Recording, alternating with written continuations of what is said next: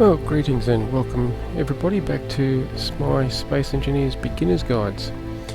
This is actually episode 9, and if you recall last episode we just finished off setting up our conveyor sorter and conveyors to take our products out of our assembler up the top there and pipe it over into this standalone container, so we can come over here and have all of our components all readily accessible to us.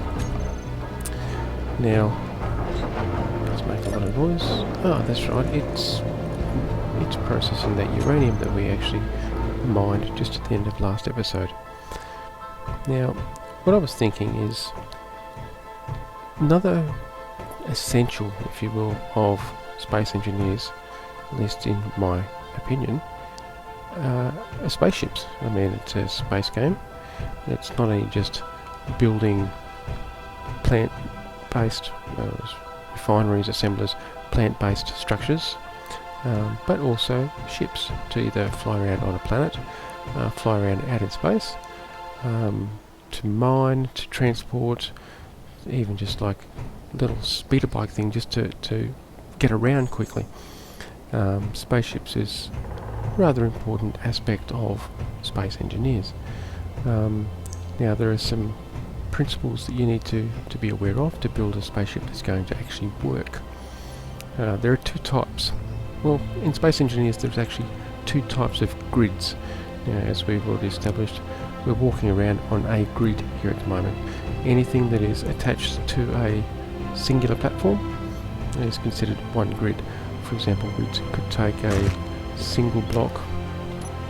We don't have any iron with us, a steel plate with us, so it's not a big drama. We could take a single block here and run a single block line right the way over to the ground over there, the rock face over there, and then build another structure over there. And since they are still attached, this would be just one big singular grid. And this is actually a large grid. You can tell because the blocks are very large. Now, if we were to press 4 on our toolbar again, you'll notice it changes sizes down to this tiny little block. That is a small grid. So basically, large grid, small grid. And most of your ships for running around on a planet at least, for mining, for transporting of goods, things like that, will most likely be a small grid ship. Now, a lot of the components that you use on a large grid have also got a small grid variant. If we have a look, for example, in our toolbar config menu, let's pick something like landing gear. You'll notice on the right hand side there it shows us small grid and what its requirements are for a small grid version, as well as the large grid or space station version and what its requirements are. And as you can see, there's quite a bit of difference. And a lot of things are the same: small ship, large ship, small ship, large ship. But then you have some other items like this. You've got a standalone large ship, large grid version, and small grid version. That is actually a subset of this large one. If you notice, it's actually not. Yeah, there we go. We've got the small ship requirements at the top there, but if we scroll down, we've got the large ship requirements. The icon is showing us the large ship version or large grid version, whereas if this one over here, it is actually just showing us the small grid only version. Now, I will actually admit I had not thought of using just that one for both. I always throw that one in my toolbar when I'm dealing with small grids. But yes, it appears they've actually now meta-grouped them or grouped them completely under the one, and it changes over to small ship or large ship for a variant depending on what grid you're trying to attach it to. That's very cool. But yes, even our programmable blocks, which we'll get to at a later stage, have got a small and large grid variety of those. So get rid of that, there we go. So yeah, ships are quite an essential element, I find, in being able to play Space Engineers efficiently. Yes, you can use your jetpack. Your jetpack will run out of hydrogen very, very quickly, especially on a planet where there's gravity. Whereas a ship makes use of all the same, makes use of thrusters. You've got atmospheric thrusters, which are like jet engines. You've got hydrogen thrusters, which are like liquid fuel engines that you see in modern day rocketry. Same sort of concept. They're using liquid hydrogen, I believe, or something along those lines. And then you've got ion thrusters, which are really only valid or adequate to use once you get into space and away from an actual gravity well. They don't really have the power to thrust to actually work inside a gravity field, at least not too far inside it. So they're only really good for when you're out in space, but they do require platinum, and unless you find some platinum from a meteor fall, if you've got meteors turned on, you have to wait until you get out into space and can mine it from an asteroid. So yes, last couple of episodes we've covered setting up a refinery and an assembler, and I did show you in the first early episodes an arc furnace, which is a specialised type of refining process for nickel, iron and cobalt. Now, as you know, we haven't actually bothered setting one of those up here. I don't see the need or the point in this case. So I figured we'd actually look at the basics of building a ship. Just a small little ship. It'll be a scout ship like we had previously that can go out and scout for ore deposits and what is there. Now I did build it up last time, but it was in creative and we skipped over it very, very quickly, and I didn't explain the relevant components and their uses. So I think we'll go over that this time. Now, to start a spaceship or any form of ship, it is probably best. Let me just put some tools in here so we can do things.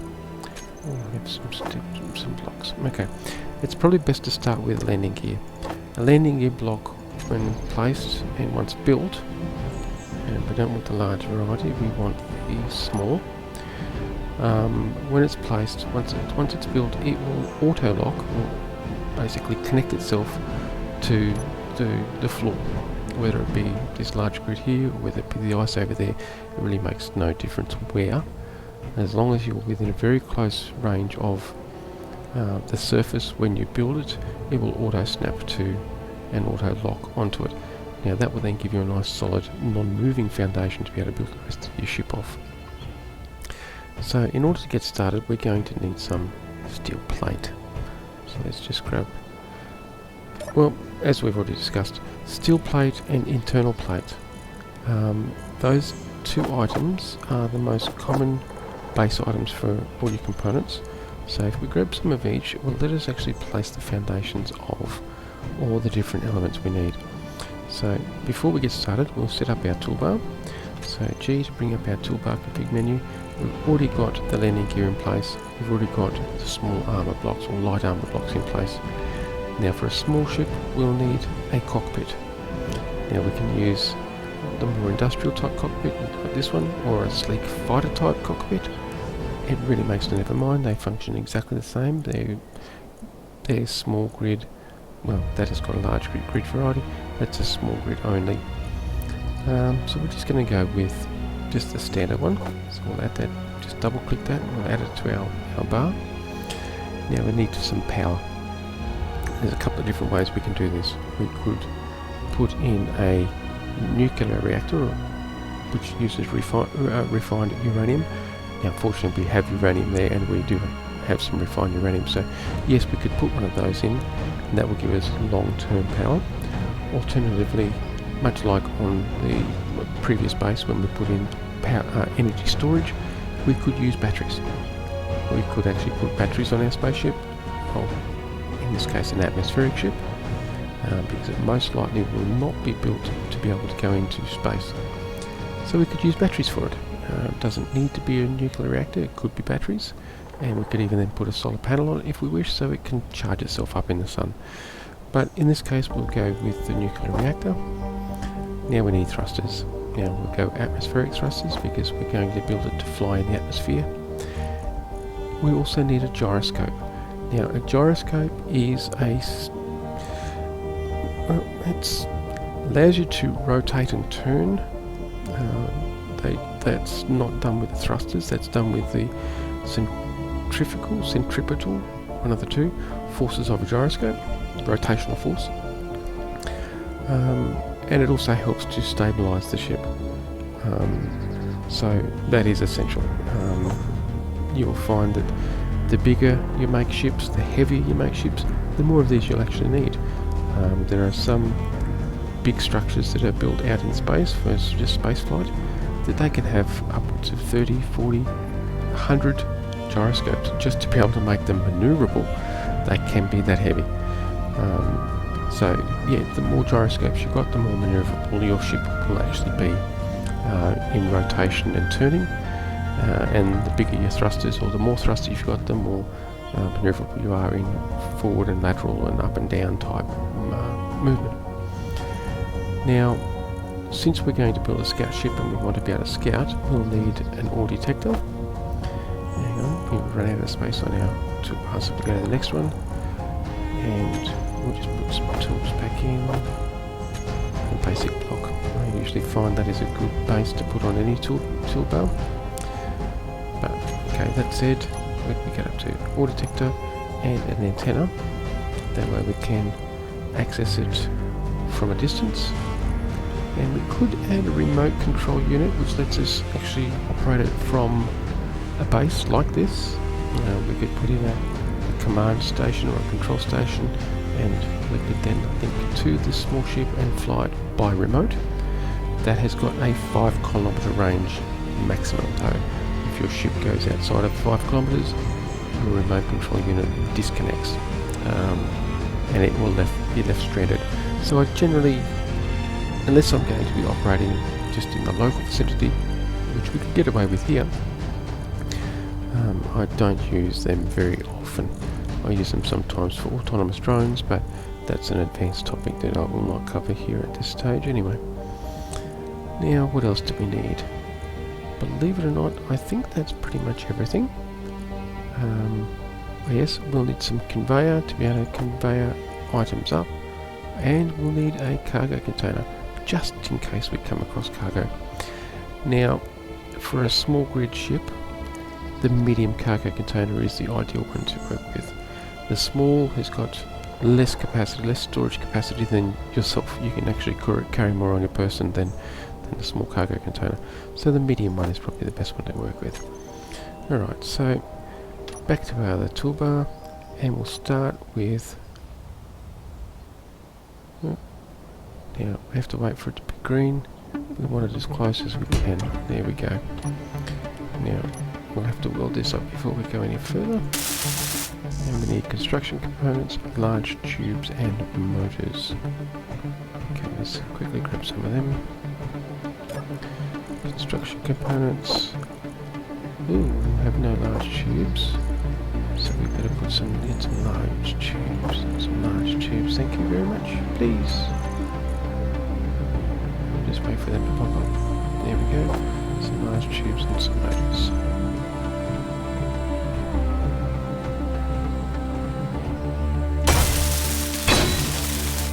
Now, as you notice, we've gone green on our landing gear. That means it has actually locked, and there's nothing we can do now to actually knock that over. If that was still pale blue or yellow, we could potentially walk into it and it would fall over, and you can't really build a ship on that. Okay, so what have we got? Okay, 18. Alright, let's start with some plate. Just to start with. And land, thank you. And our cockpit. I find it's a good bet to always start with the cockpit.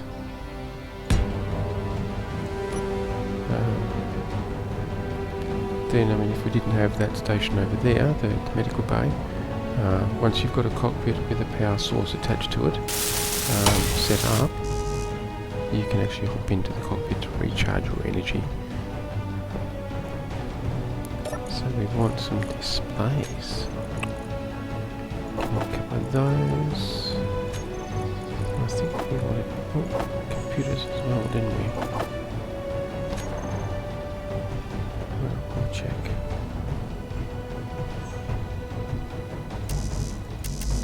Displays, computers, and bulletproof glass. Look at that.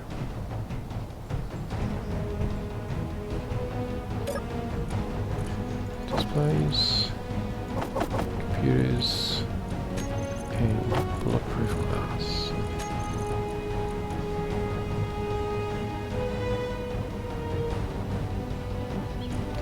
There we go. Should have started putting this closer to that cargo container actually. Save while we're walking back and forwards. Okay. Now, with this arrangement here, there's a couple of things we can do. If we want to be able to make use of the inventory that the cockpit has got, because there is a small amount of inventory, or if we wanted to pipe oxygen into it and things like that, we would actually add a small conveyor into here. Conveyor junction would probably work best, that way we can pipe around it. So we'll actually put some of those in. Even if we don't end up using it, they're good to have for if we want to upgrade later. What we're jumping for. Now we'll also add a gyroscope up the top here.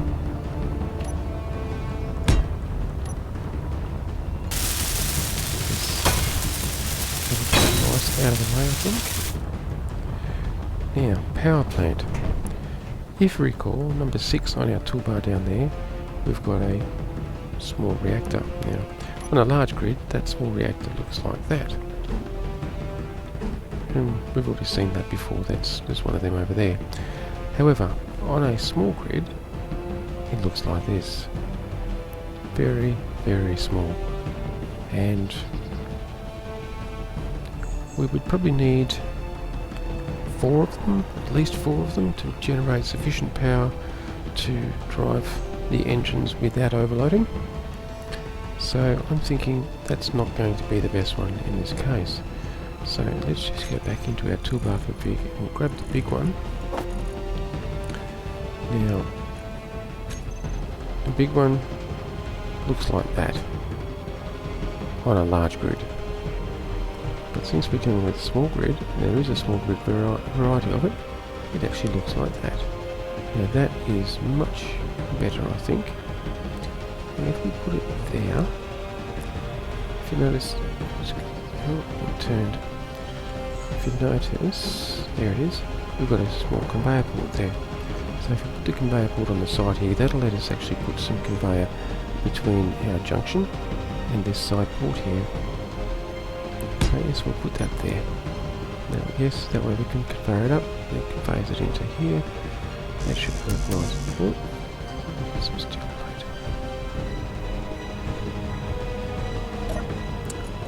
And we need some steel plate. Let's grab some of that. Now we don't have any reactor components. We better grab some of them. Now this will give us sufficient power to drive our engines. And probably then some to spare initially. That actually does depend on how big we make this ship. Now we're not wanting to make it very big in this case, so it should be voluntarily sufficient.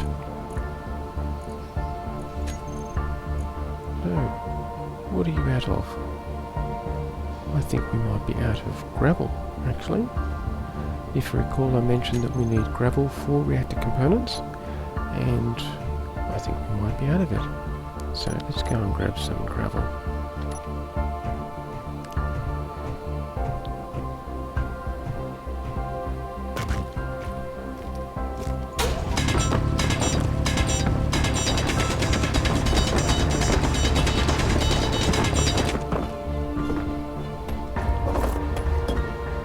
Let's just get rid of that so we can see what we're doing. Probably should pick all the other components, other ores up as well. We will, but for now, this is the one that we want to get started with. Oh, not you.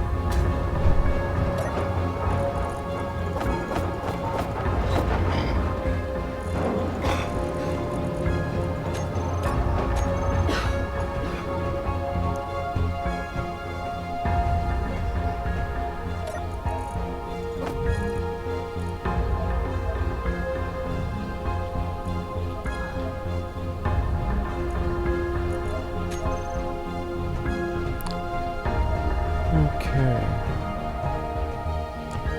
Hopefully that's finished building them there now.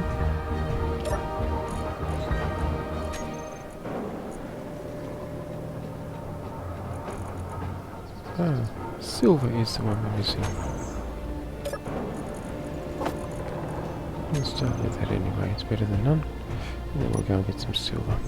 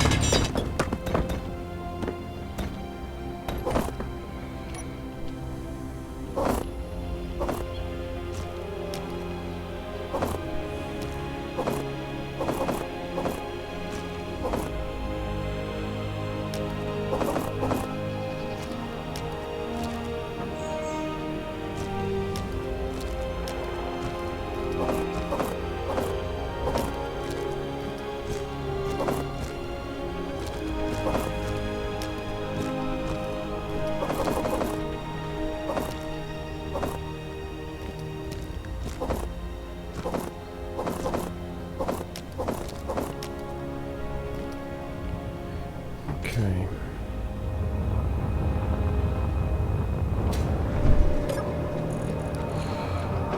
We need that.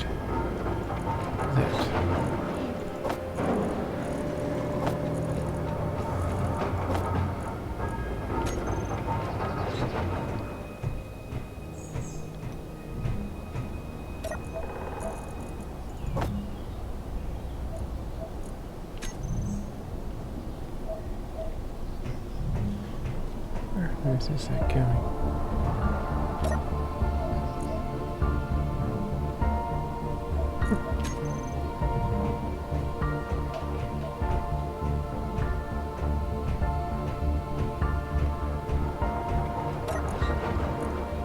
Yeah, that looks a bit better.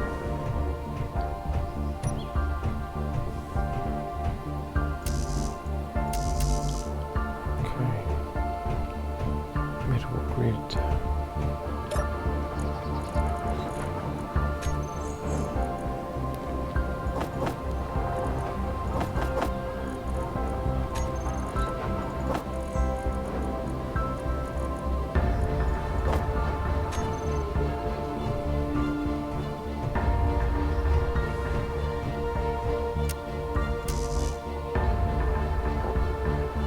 More motors and computers.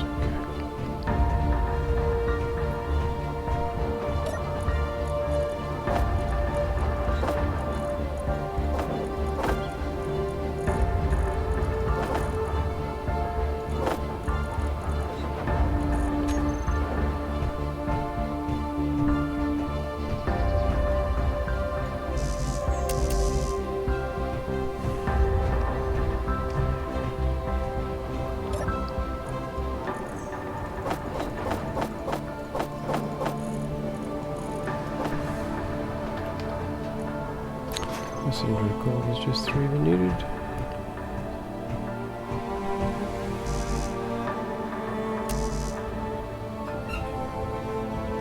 Oh, it is now.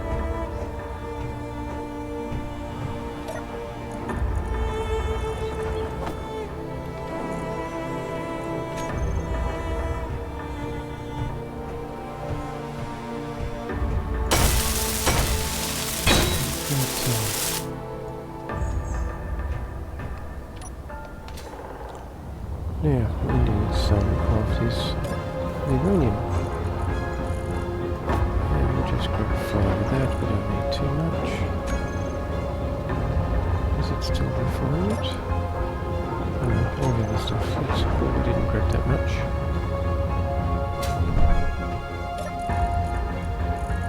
And that has now got power there. So as I was saying, if we hop in the cockpit here, it will recharge our energy supply, which is brilliant.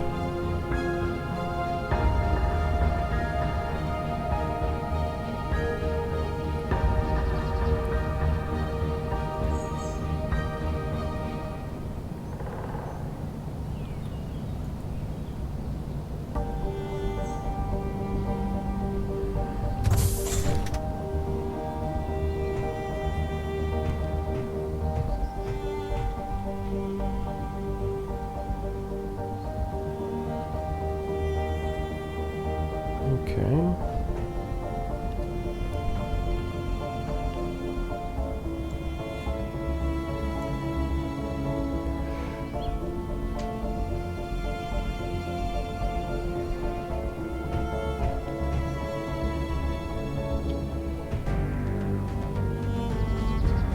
I'm not sure exactly what's happened with the stream transmission there. I've just double checked it and it is actually transmitting. I don't know why it's put up my terminated message, but there we go, it's decided to come back. I think, I hope. There it is. Yeah. Okay. Well, it was just a bit premature for what we needed to do. Now, that's just the rudimentaries and the basics set up to start with. We will continue this next episode. We will add the container and we'll probably put a connector attachment to it. That way we can offload our product quite easily. We will need to actually set up some way of being able to do that, so we can pipe it into our basic refinery there, but we'll get to that. And that's just so that if we manually collect any ores and resources, that we can unload them very quickly. But for now, thank you for tuning in. This has been the my Space Engineers Beginner's Guide episode 9, and we will continue this tomorrow, and happy engineering.